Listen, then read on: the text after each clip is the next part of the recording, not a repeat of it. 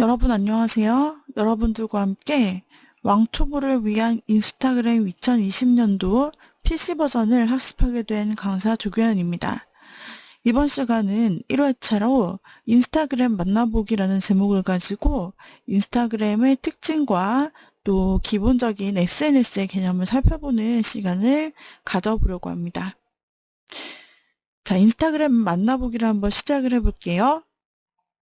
우리가 이번 시간에 배우게 될 인스타그램은요, 큰 범주에 있어서 SNS라고 불리우는 것 중에 하나입니다. SNS라고 불리우는 수많은 항목들 중 우리가 인스타그램 이외에 또 다른 것을 든다면 어떤 것이 있을까요?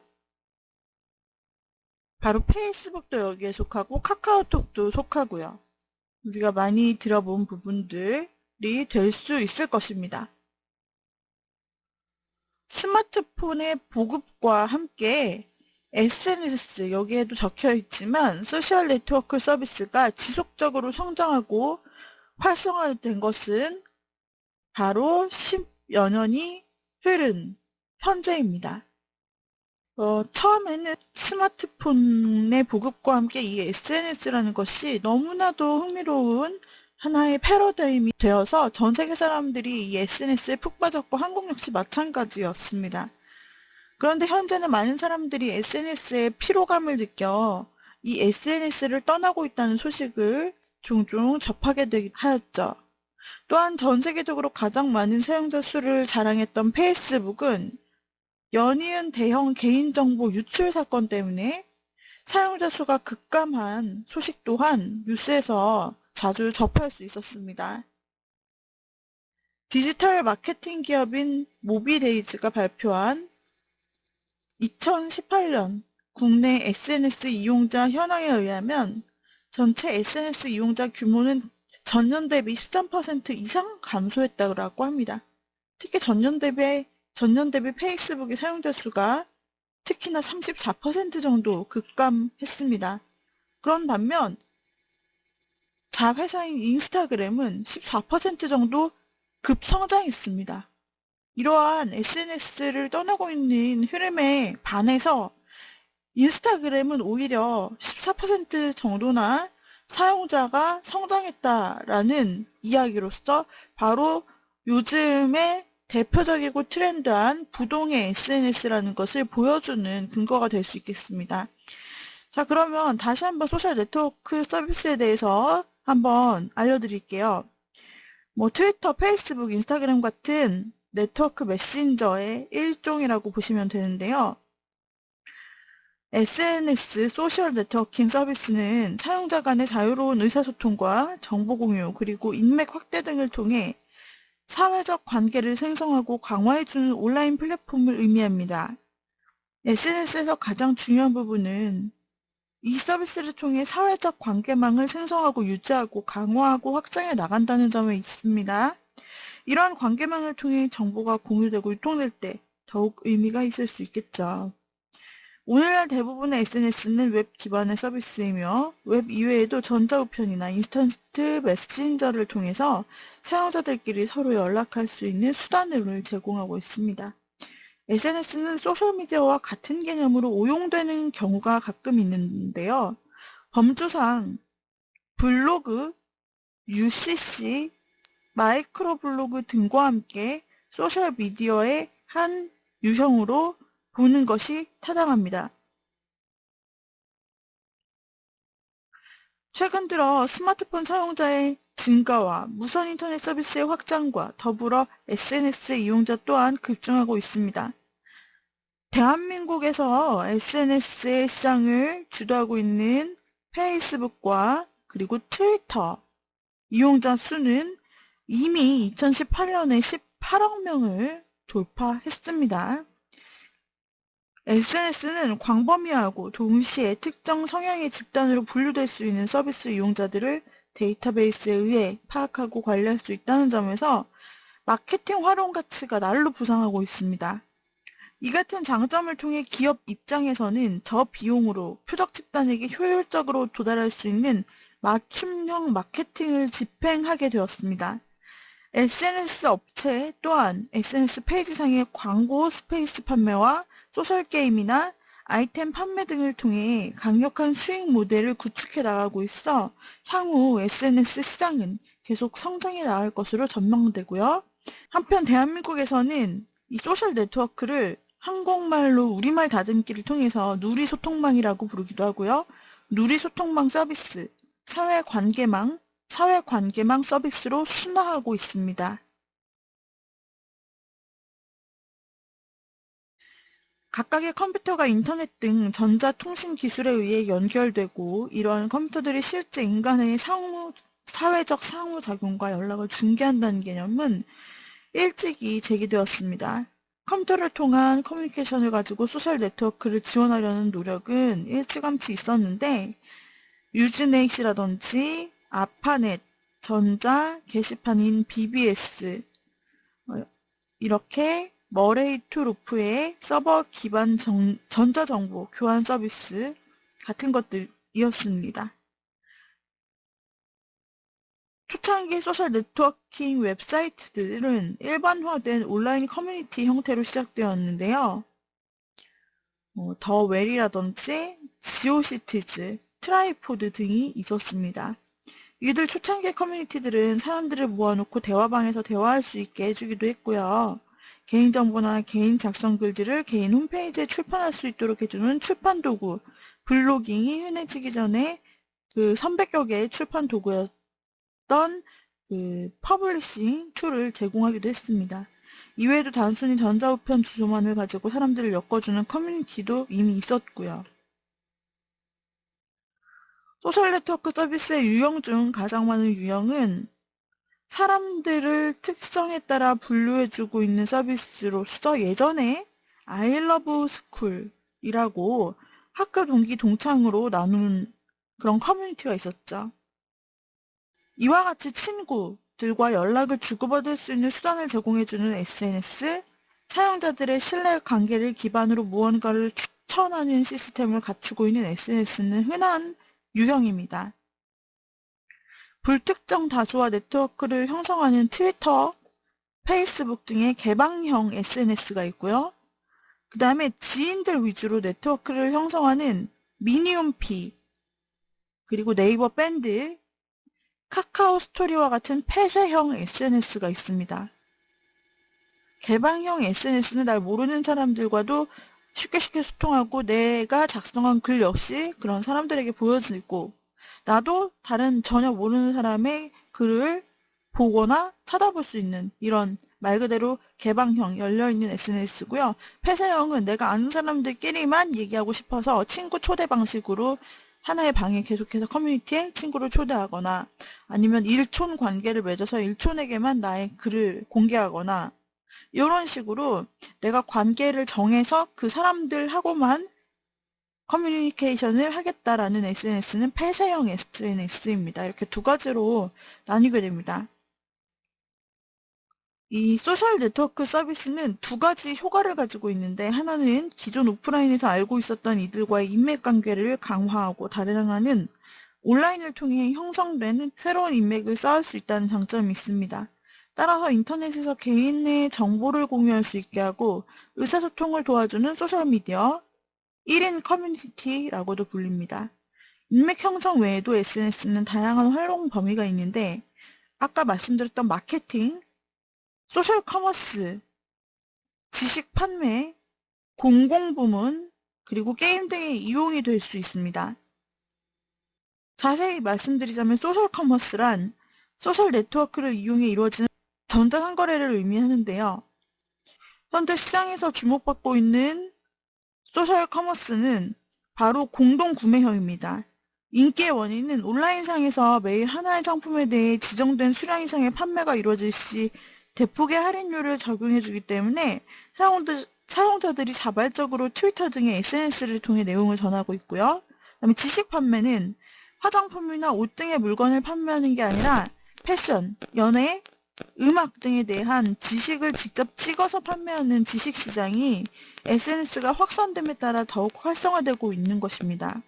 이 공급 부문에서는 SNS를 통해 정책을 홍보하거나 민원을 접수할 수도 있고 민원 해결 과정을 보여줌으로써 기관의 이미지를 상승시킬 수 있기에 많이 사용합니다. 공공 부문에서의 SNS 활용은 운영 정책이 수립된 이후에야 이뤄질 수 있겠죠. 그리고 게임 시스템에 SNS를 도입하면 게임을 더더욱 재미있게 만들 수가 있게 됩니다. 현재 대한민국에서는 페이스북이 가장 널리 쓰이는 소셜 네트워크 서비스라고 볼 수 있고요. 그 외에 카카오 스토리, 밴드 등이 서비스되고 있습니다. 페이스북, 인스타그램, 트위터, 링크드인이 북아메리카 지역에서 가장 널리 쓰이는 소셜 네트워크 서비스이고요. 각 나라별로 많이 쓰이는 소셜 네트워크 서비스가 있습니다. 최근 리서치 회사에서 공개한 자료에 따르면 모바일 소셜 네트워크 서비스의 이용자 성비에 있어서 여성이 55%, 남성이 45%인 것으로 나타났다고 해요. 일반적으로 여자들은 남자들보다 휴대폰으로 친구들과 더 많은 이야기를 나누는데 예전에는 휴대폰 문자로 나누던 대화가 최근 급속히 대중화된 SNS를 통해 더 많이 이루어지게 된 것으로 보이죠. 나이별 분석 자료를 보면 18세에서 54세까지 활발하게 SNS를 쓰는 것으로 나타났습니다. 사회 활동을 활발하게 하는 세대들이 SNS로 활발히 쓰는 것이죠. 그리고 전 세계 인터넷 이용자들은 일주일에 평균 4.6시간을 SNS에 투자한다고 합니다.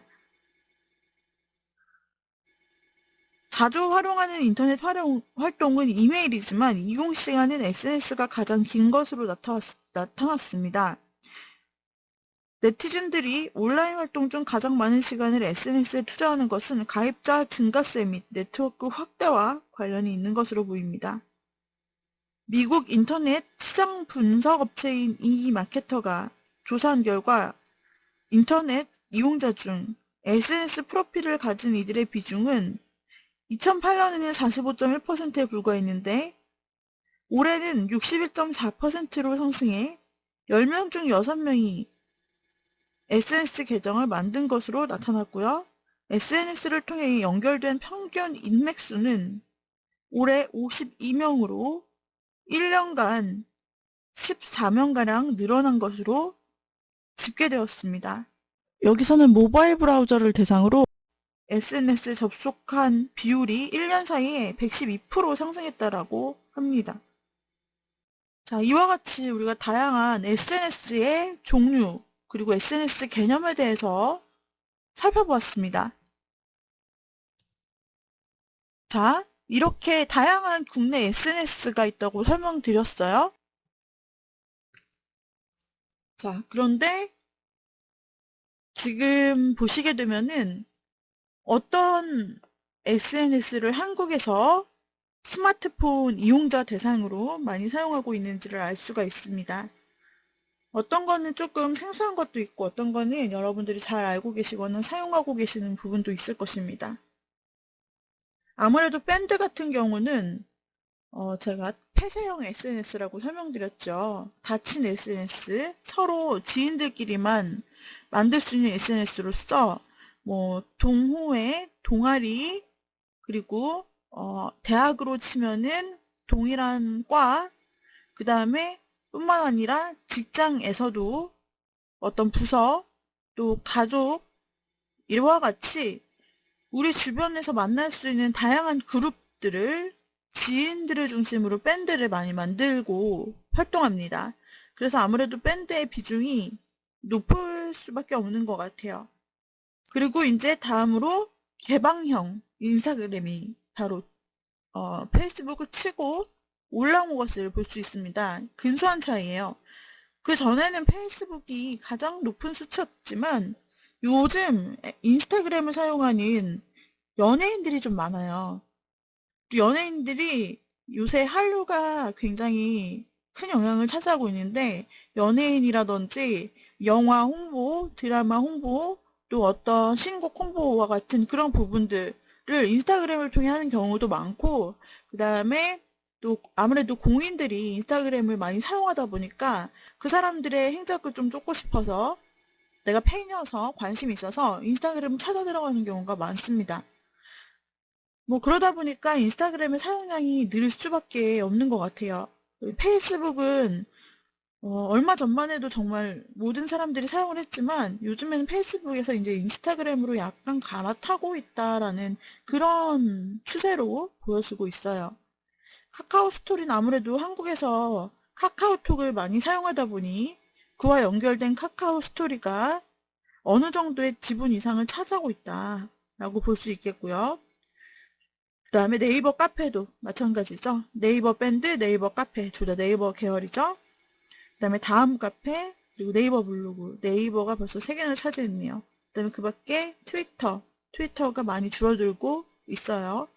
에브리타임 캐시 슬라이드가 있습니다. 한국 스마트폰 이용자 대상이기 때문에 해외랑은 좀 다를 수가 있는데 짙은 파란색 그래프가 2018년이고 하늘색 그래프가 2017년입니다. 그러니까 전년 대비를 보시게 되면요. 밴드도 많이 줄었고요. 전년 대비를 보았을 때 상승한 것이 사실 없어요. 많지 않아요. 근데 전년 대비를 보았을 때 아주 크게 상승한 것이 인스타그램이라는 것을 그래프로 여러분이 확인하실 수 있습니다.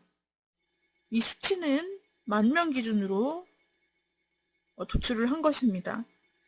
반면 페이스북 같은 경우에는 지금 과거 1339라는 수치에서 1년 만에 880으로 뚝 떨어진 것이 아까 제가 설명드렸던 개인정보 유출에 그런 사건이 있었다고 말씀을 드렸잖아요. 아무래도 그런 부분들의 영향을 받았던 것이 아닌가 이렇게 생각을 해볼 수가 있겠습니다. 그리고 요즘의 트렌드는 눈으로 뭔가 글을 보기보다는 눈으로 사진, 동영상을 바로바로 볼 수 있는 것을 선호하고 있어요. 그런 면에서 인스타그램의 그런 어떠한 플랫폼은 인스타그램은 사진을 바로바로 보여주고 직관적이고 게다가 해시태그로 간단히 나타낼 수 있고 뿐만 아니라 영상도 올릴 수 있어요. 그러니까 요즘에 엄청 인기가 있는 유튜브도 바로바로 다른 거 필요 없이 영상만 보잖아요. 그것처럼 인스타그램도 비슷한 성격을 가지고 있다고 볼 수가 있습니다. 그러니까 굉장히 최근 트렌드에 가장 맞는 플랫폼이라고 저는 생각을 하거든요. 이 인스타그램에서 꾸준히 새로운 컨텐츠를 올릴 수 있도록 서비스를 하고 있는데요. 2018년 5월에 출시된 쇼핑 태그 기능이 있어요. 이 기능은 패션, 뷰티, 여행, 음식 등에 관심이 많고 소비를 주도하는 20, 30대 여성 중심으로 성장하던 인스타그램의 급성장이 더욱 큰 원동력이 되었죠. 쇼핑 태그 출시 전에는 인스타그램에서 제품을 발견하더라도 별도의 네이버 등과 같은 해당 몰에 찾아가서 제품 정보를 찾아보고 구매를 해야 되는 수고가 있었어요. 근데 쇼핑 태그 기능을 통해서 구매까지의 과정을 간소하여 인스타그램 사용자로 하여금 새로운 쇼핑 경험을 하게 함으로써 이커머스 플랫폼 인스타 마켓의 시대가 열렸습니다.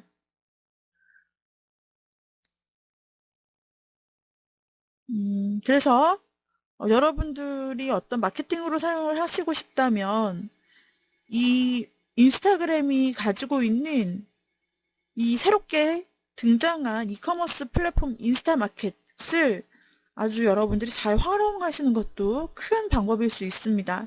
쇼핑 기능을 먼저 도입했던 해외에서는 매출이 20% 상승한 기업의 사례도 보고되고 있습니다.